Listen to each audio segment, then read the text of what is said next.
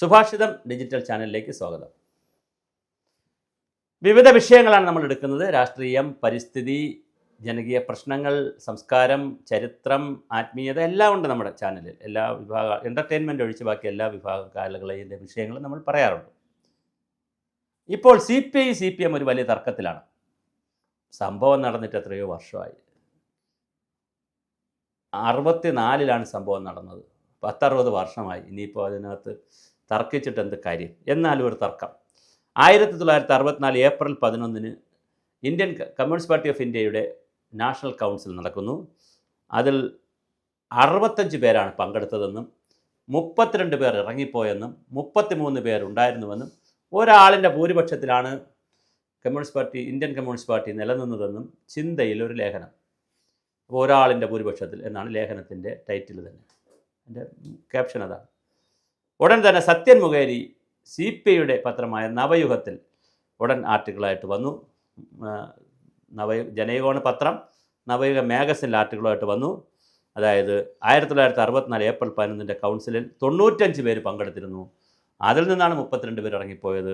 63 പേർ ഉണ്ടായിരുന്നു. അപ്പോൾ അത് വലിയ ഭൂരിപക്ഷം ഉണ്ടായിരുന്നു കൂടെ എന്നൊരു തർക്കം. എന്തായാലും CPIയിൽ നിന്ന് ഇറങ്ങിപ്പോയവരിൽ അവസാനത്തെ കണ്ണിയും VS അച്യുതാനന്ദൻ്റെ മരണത്തോടുകൂടി അവസാനത്തെ കണ്ണിയും പോയി. EMS, AKG, സുന്ദരയ്യ, അജയ് ഘോഷ് തുടങ്ങി 32 പേരാണ് ഇറങ്ങിപ്പോയത്. അവരിറങ്ങിപ്പോയതിന് ശേഷം പുതിയ പാർട്ടി ഉണ്ടാക്കി അവർ മുന്തിയ പാർട്ടിയായി മാറുകയും ചെയ്തു. Indian communist party of India എന്ന് പറയുന്ന ഇന്ത്യൻ കമ്മ്യൂണിസ്റ്റ് പാർട്ടി CPI ചെറിയ പാർട്ടിയായി മാറുകയും ചെയ്തു. കേരളത്തിൽ ഭരണത്തിലൊക്കെ മുന്തിയ പാർട്ടിയായി CPM ആണുള്ളത്. അവരാണ് നയിക്കുന്നത് ഭരണം. CPI 2ാം സ്ഥാനത്തേ ഉള്ളൂ. എന്തായാലും 64 ഈ തർക്കം ഇത് രേഖയുള്ളതല്ലേ? പിന്നെന്തിനാണ് നിങ്ങൾ കിടന്ന് തർക്കിക്കുന്നത്? രേഖയുള്ളൊരു കാര്യത്തിൽ 2 കമ്മ്യൂണിസ്റ്റ് പാർട്ടികൾ 60 വർഷങ്ങൾക്ക് ശേഷം 61ാം വർഷത്തിൽ വഴക്കുണ്ടാക്കുമ്പോൾ രണ്ടുപേരുടെയും ഉദ്ദേശം എന്താണ്? എന്തിനാണ് നിങ്ങളിങ്ങനെ ബഹളമുണ്ടാക്കുന്നത്? CPMൻ്റെ 32 പേരെ പോയിട്ടുള്ളൂ. ബാക്കി 63 പേരും അകത്തുണ്ടായിരുന്നു. CPMൽ പോയ പിന്നെ CPM ആയ, അപ്പോൾ CPM ആയില്ല, പിന്നെ ഇറങ്ങിപ്പോയതിന് ശേഷം CPM ഉണ്ടാക്കിയ 32 പേരെ പോയിട്ടുള്ളൂ. ബാക്കി 63 അകത്തുണ്ടായിരുന്നുവെന്ന് സത്യൻ മുഖേരിയും, അല്ല 65-ൽ 32 പേർ പോയി, 33 ഒരാളിൻ്റെ ഭൂരിപക്ഷത്തിലാണ് ഇതെല്ലാം നടന്നതെന്നുള്ള ഒരു ആക്ഷേപവും CPMും മുന്നോട്ട് വയ്ക്കുമ്പോൾ എന്തിനാണ് നിങ്ങൾ 60 വർഷങ്ങൾ മുമ്പുള്ള ഈ തമ്മിൽ തൊഴുത്തിൽ കുത്തി ഇപ്പോഴും തുടരുന്നത്? നിങ്ങൾക്ക് ഒന്നിച്ചുകൂടെ? നല്ലൊരു ചോദ്യമാണ്.